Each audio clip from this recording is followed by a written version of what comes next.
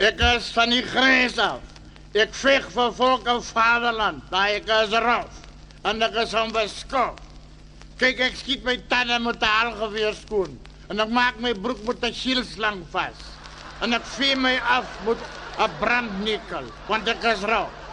Maar op die grens het ek 'n klomp joppe gehad. My eerste job het hulle my gegee. Ek moet honde oplei. Oor ek so rof is. Ek knor net so hond. En as ek vir 'n bloedhond gesê het, bloei, dan bloei hy. En as ek vir 'n foksterrier sê, foks, dan foks hy. Maar ek sukkel nog met die windhonde. Right, nou my tweede job wat ek gehad het op die grens, ek het weggestaan. Want ek is 'n klein mannetjie en ek lyk rof. En ek staan by die hekse ingang. En hier kom 'n sergeant na my toe. Hy sê, luister troep, jy moet vandag wakker wees, want die generaal kom. Jy moet reg wees, die generaal kom inspek ons. En hy is net weg en ek dink, wie is die generaal nou? Hier kom 'n samajoor. Hy sê, jongens, die generaal nog hier in nie. Ons wag hom. Ek sê, nee. Hy sê, jy moet jou skoene afvee. Hou vas hy geweer regop. En toe hy so wegstap, toe hoor ek, hy sê, wanneer kom hierdie generaaltjie dan? En hy sê, langs die so oor Iris in weer. Jongens, die generaal nog hier. Ek sê, nee. Hy sê, wonder wat gaan, hy wonder wat gaan. Hier agtermiddag 4 uur, die kom sleep so 'n lang blink motor in. En die venster skuif so af automatic. En hier kyk 'n man in wat lyk soos 'n postboy, sy chef. Hy sê vir my, hy identifiseer hom net self, hy's generaal van Deventer. Hey, hoekom lyk jou skoene so van die stof, sê hy sommer. Ek sê, jy moet nie nog praat van skoene nie. As jy weet hoe in die moeilikheid is jy, dan maak jy binnekant kom. Die samajoor soek jou al heel dag.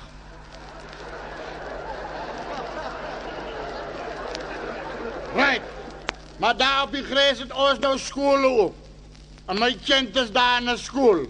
En hy sit heel agter in die klas. Want hy is 'n mannetjie van agter. Hy wil in die voorste gestoeltes wees. En die juffrou sê vir die kinders, hulle moet 'n storie vertel met 'n les in. En hier voorspring die kommajoor se kind op. En sy het sulke vlegseltjies en sulke sproete. En sy sê, juffrou, ek het 2 kapokhoendertjies. En hulle het eiertjies gelê. En wyl hulle broei op die eiertjies, toe verkoop ek die kuikens. Juffrou, en toe raak die eiers vrot. En toe moet ek met 'n skaam gesig die mense se geld gaan teruggee. And the moral of the story is, don't count your chickens before they hatch. Juffrou sê, baie mooi. Sy sê, korporaal se kind, daar agter in die hoek, vertel jy. Hy staan daar op en sê, juffrou, my pa is 'n rowwe man. My pa het in die oorlog geveg. En my pa lê in 'n loopgraaf. En hulle veg, hulle is in 'n skermutseling. En toe my pa so om hom kyk, toe sien hy al sy makkers is doodgeskiet, juffrou. Juffrou, en hy kruip, en hy kyk uit. En toe hy so uitkyk, toe sien hy, daar is nog 6 van die vyand oor. En hy tel sy patrone. En hy sien, hy het net 4. En jy mag nie sê koels, juffrou, want die hond het koels. Jy moet sê patrone of rondes. En nou kruip my pa uit tussen die dooie mense rond en hy soek patrone. En hy kry net in sy rugsak 'n bottel ram. Juffrou, en hy draai die bottel ram se kop af en hy syp hom so half. En hy draai die prop op en hy vat so 'n paar rowwe skywe en 'n sigaar. Juffrou, en hy dink, come hello high water. En hy draai die bottel se prop af en hy syp die bottel heel uit. En hy stamp hy 4 patrone in hy magasyn. En hy spring uit die loopgraaf en hy charge sy vyand. Juffrou, maar hy het die gun so aan sy hip. En hy hol so zigzag. En hy fire die van sy hip af soos Rambo. Juffrou, en hy skiet 4 van hy 6 manne dood met hy 4 patrone. En die 5de een slat hy met die geweerkwal dood. En die 6de een sy kop steek hy aan die brand met die sigaar. Toe klap hy hom sommer self reg. Juffrou, en hier sê die juffrou vir hom, korporaal se kind, maar dis 'n rowwe storie hierdie. Wat is die les in die storie? Hy sê, juffrou, die les in die storie is, moenie met my pa moeilikheid soek as hy gesyp is.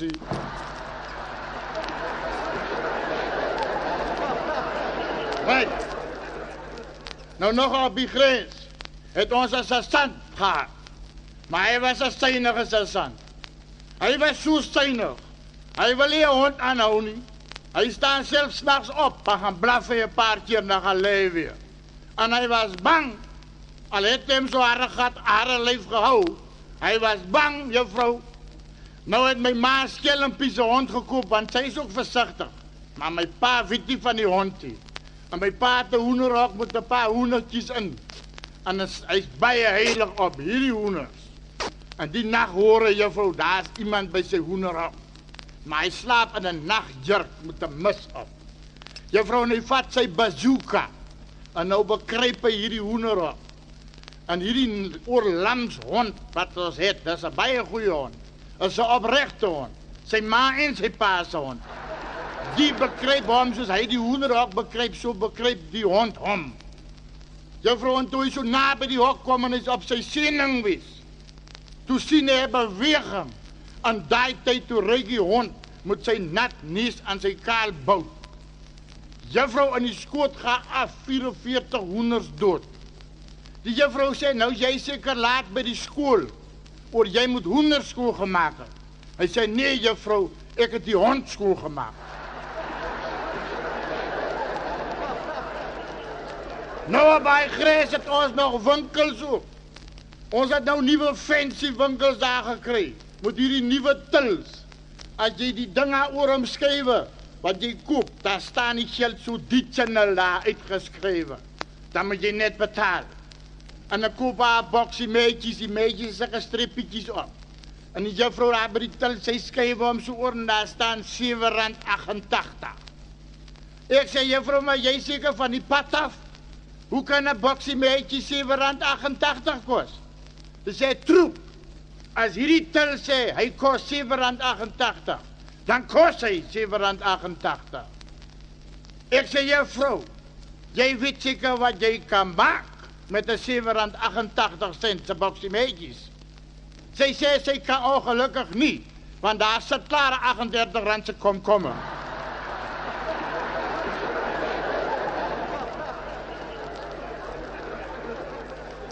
Maar nou op die grens gaan dit nie net altyd goed nie.